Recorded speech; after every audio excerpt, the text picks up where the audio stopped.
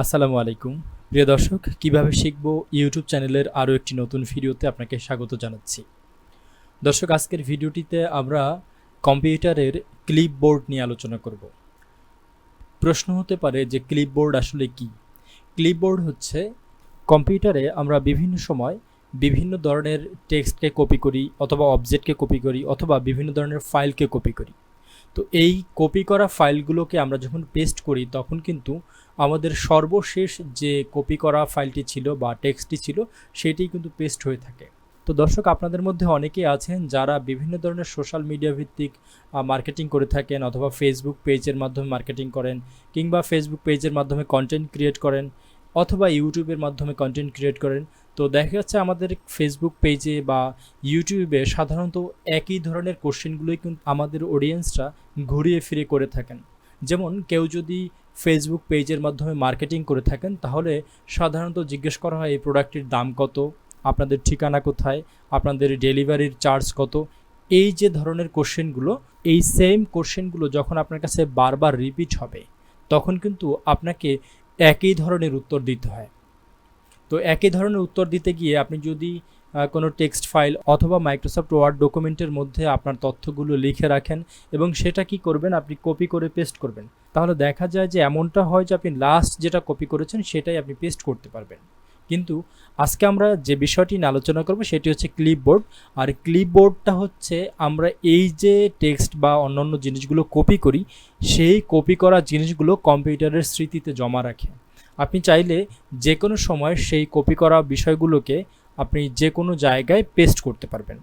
Even এমনটাও করতে পারবেন যে আপনার প্রয়োজনীয় যে জিনিসগুলো সবচেয়ে বেশি পেস্ট করতে হবে সেই জিনিসগুলোকে আপনি এই ক্লিপবোর্ডের মধ্যে পিন করে রাখতে পারবেন এবং কম্পিউটার যদি অফও হয়ে যায় এই যে আপনি কপি করেছেন সেই জিনিসগুলো কিন্তু ক্লিপবোর্ডের মধ্যে থেকে যাবে।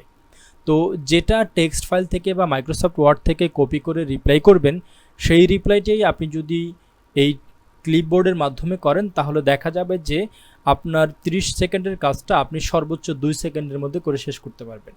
তো কম্পিউটারে আমরা যারা এক্সপার্ট হতে চাই তারা কিন্তু এরকম যত দ্রুত শর্টকাট ওয়েতে কাজ করতে পারে তারাই কিন্তু মূলত এক্সপার্ট।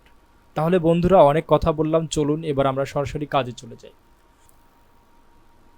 বন্ধুরা, এই ক্লিপবোর্ডটাকে চালু করার জন্য আপনাকে কম্পিউটারের একটি সেটিং চেঞ্জ করতে হবে। যে সেটিংটি বা এই ক্লিপবোর্ডের সেটিংটি সাধারণত কম্পিউটারে উইন্ডোজ দেওয়ার পর সেটা অফ থাকে, আমাদের এই সেটিংটিকে অন করতে হবে। এই সেটিংটি আমরা বিভিন্ন ওয়েতে অন করতে পারি। তার মধ্যে একদম ম্যানুয়াল যেটা, সেটা হচ্ছে আমরা চলে যাব আমাদের কম্পিউটারের এই যে স্টার্ট মেনুটি রয়েছে সেখানে। স্টার্ট মেনুতে যাওয়ার পরে আমরা এখান থেকে এই সেটিং অপশনে ক্লিক করব। তবে আপনি যদি উইন্ডোজ 7 ব্যবহার করেন তাহলে আপনি উইন্ডোজ বা স্টার্ট বাটনে ক্লিক করে আপনি সার্চ অপশনে গিয়ে ক্লিপবোর্ড লিখে সার্চ করলেই পেয়ে যাবেন। যারা উইন্ডোজ 10 বা 11 ব্যবহার করেন তার এই সেটিংয়ে এসে আপনারা চলে যাবেন এখানে যে সিস্টেম সেটিংটি রয়েছে সেখানে। সেটিংয়ের উপরে ক্লিক করার পরে আমাদের এখানে কম্পিউটারের অনেকগুলো সেটিং পাবো। আমরা একটু স্ক্রল করে যদি নিচের দিকে যাই তাহলে আমরা এখানে এই যে ক্লিপবোর্ড নামের একটি অপশন দেখতে পারবো, এই জায়গাটাতে আমরা ক্লিক করব। তো ক্লিপবোর্ডে ক্লিক করার পরে আমাদের সামনে ক্লিপবোর্ডের যে সেটিংটি সেই সেটিংয়ের ইন্টারফেসটি চলে আসবে। এখান থেকে আমরা এই যে অফ করা সেটিংটি রয়েছে সেই সেটিংটিকে যদি অন করে দেই তাহলে কিন্তু আমাদের ক্লিপবোর্ড অন হয়ে যাবে। এছাড়াও আপনি খুব ইজিলি কম্পিউটারের ডেস্কটপের উপরে যদি রাইট ক্লিক করেন, রাইট ক্লিক করার পরে এখান থেকে আপনি যদি ডিসপ্লে সেটিংয়ে চলে যান, ডিসপ্লে সেটিংয়ে গেলে এখান থেকেও কিন্তু আপনি এই ক্লিপবোর্ড অপশনে চলে যেতে পারবেন এবং এখান থেকে আপনি এই ক্লিপবোর্ডটাকে অন করে নিতে পারবেন। আর এছাড়াও আপনি যদি আপনার কম্পিউটারের যে কিবোর্ড রয়েছে সেই কিবোর্ডের উইন্ডোজ বাটনটির সাথে ভি বাটনটি প্রেস করেন তাহলে আপনার সামনে এরকম ক্লিপবোর্ডের একটি অপশন চলে আসবে। তাহলে আমরা এই ডিসপ্লে সেটিং এসে ক্লিপবোর্ডে এসে আমরা এটাকে অন করে দিলাম। অন করে দেওয়ার পর আমাদের কিন্তু ক্লিপবোর্ড অন হয়ে গেছে। এখন আমি মাইক্রোসফট ওয়ার্ডের একটি ডকুমেন্ট ওপেন করি। ধরুন আমার সোশ্যাল মিডিয়ায় বা আমার ফেসবুক পেজে কেউ আমাকে জিজ্ঞেস করলো যে আপনার চ্যানেলের নাম কি, আপনার ইউটিউব চ্যানেলের নাম কি। তো আমি এইটাকে যদি বারবার লিখে অথবা এরকম ওয়ার্ড ফাইল থেকে কপি করে পেস্ট করি সেটা কিন্তু আমার অনেক সময় লাগবে। আমি আপনাদের বোঝার সুবিধার্থে এই যে আমার ইউটিউব চ্যানেলের নামটি সেটাকে রাইট ক্লিক করে কপি করলাম। তাহলে আমার কি হলো, প্রথমে আমি কপি করলাম কিভাবে শিখবো। এখন যদি আমি এটাকে পেস্ট করি কন্ট্রোল ভি দিয়ে তাহলে কি হবে, এই যে কিভাবে শিখবো এই লেখাটা পেস্ট হবে। এরপরে কেউ যদি আমার কাছে জানতে চায় যে আমার চ্যানেলের লিঙ্কটা কি, সেই লিঙ্কটা যদি আমি এখন কপি করি, কপি করার পর এখন যদি আমি এখানে পেস্ট করি তাহলে কি হবে, আমার সর্বশেষ যেটা কপি ছিল সেটা পেস্ট হয়েছে। কিন্তু আমি যেগুলো কপি করেছি সবগুলো কপি কিন্তু আমার কম্পিউটারের স্মৃতিতে এখন জমা আছে।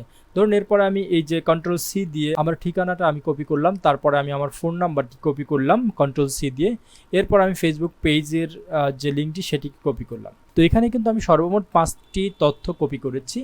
এখন আমি যদি পেস্ট করি তাহলে কি হবে, Ctrl+V দিলাম, আমি সর্বশেষ যেটাকে কপি করেছিলাম সেটাই কিন্তু এখানে পেস্ট হয়েছে। তো এখন আমি যদি চাই প্রথমে যে লেখাটিকে কপি করেছিলাম কিভাবে শিখব সেটাকে কিভাবে এখন পেস্ট করব, সেটা করার জন্য আমরা আমাদের কিবোর্ড থেকে উইন্ডোজ বাটনটির সাথে যদি ভি বাটনটি প্রেস করি তাহলে আমাদের সামনে এরকম ক্লিপবোর্ডের একটি অপশন আসবে, যেটা এতক্ষণ আমাদের আসছিল না, এখন আসছে। এখানে কিন্তু আমি এই 5টা জিনিসকে এখন কপি করেছি। সর্বপ্রথম কপি করেছিলাম কিভাবে শিখব, তারপরে আমার ইউটিউব চ্যানেল লিঙ্ক, তারপর আমার ঠিকানা, তারপর আমার ফোন নাম্বার এবং সর্বশেষ আমি আমার ফেসবুক পেজের যে লিঙ্কটা সেটাকে কপি করেছি। এখন এই কপি করা তথ্যগুলো যদি আপনি বারবার ব্যবহার করতে চান সেক্ষেত্রে আপনাকে এই যে 3 ডট যে একটি মেনু রয়েছে, এই 3 ডট মেনুতে ক্লিক করে এটাকে পিন করে দিতে হবে। এরপরেরটা আমি পিন করে দিলাম, এরপরেরটাও আমি পিন করে দিলাম, এই দুটোকে আমি পিন করলাম না।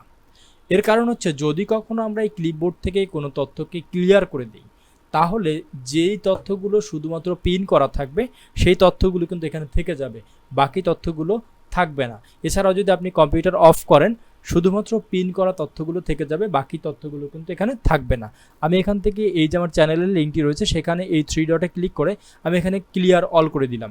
তাহলে দেখেন বন্ধুরা, আমি এখানে 3টি তথ্যকে পিন করে রেখেছিলাম, সেই তথ্য 3টি কিন্তু ডিলিট হয়নি, কিন্তু এর নিচে যে 2টি তথ্য ছিল সেই তথ্য 2টি কিন্তু ডিলিট হয়ে গেছে।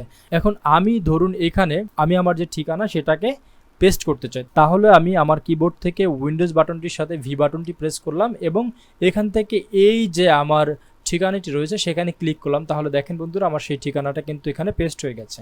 এরপর আমি আবার যদি উইন্ডোজ বি বাটনটিতে প্রেস করে এখানে আমি আমার যে ফেসবুক পেজের যে লিঙ্কটি রয়েছে সেটাকে যদি আমি এখন পেস্ট করতে চাই তাহলে এখানে ক্লিক করলাম, দেখেন বন্ধুরা আমার কিন্তু ফেসবুক পেজের লিঙ্কটি এখানে পেস্ট হয়ে গেছে। তাহলে বন্ধুরা বিষয়টি কেমন হলো যে আমরা আমাদের যে কোনো তথ্য কম্পিউটারের স্মৃতিতে জমা রাখতে পারি এই ক্লিপবোর্ডের মাধ্যমে, এবং যে তথ্যগুলো আমরা বারবার ব্যবহার করব সেই তথ্যগুলোকে কিন্তু আমরা এইভাবে ক্লিপবোর্ডের মধ্যে পিন আপ করে রাখতে পারি, যেগুলো দিয়ে আমরা পরবর্তীতে যে কোনো জায়গায় সেই তথ্যগুলোকে পেস্ট করতে পারবো।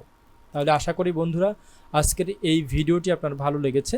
যদি আজকের এই ভিডিওটি আপনার ভালো লেগে থাকে এবং এই ভিডিওটি দেখে আপনি উপকৃত হয়ে থাকেন তাহলে রিকোয়েস্ট করব ভিডিওটিতে একটি লাইক দিন, আপনার সুন্দর একটি মতামত এই ভিডিওর কমেন্ট বক্সে দিয়ে যাবেন। আর আপনি যদি আমার চ্যানেলে নতুন হয়ে থাকেন তাহলে আমার চ্যানেলটিকে সাবস্ক্রাইব করার জন্য অনুরোধ করব, পাশে থাকা যে বেল আইকনটি আছে সেটিকে অন করে দিবেন। পরবর্তীতে কিভাবে শিখবো ইউটিউব চ্যানেলের ভিডিও দেখার আশা রেখে এখানেই শেষ করছি। সে পর্যন্ত সবাই ভালো থাকুন, সুস্থ থাকুন, আল্লাহ হাফেজ।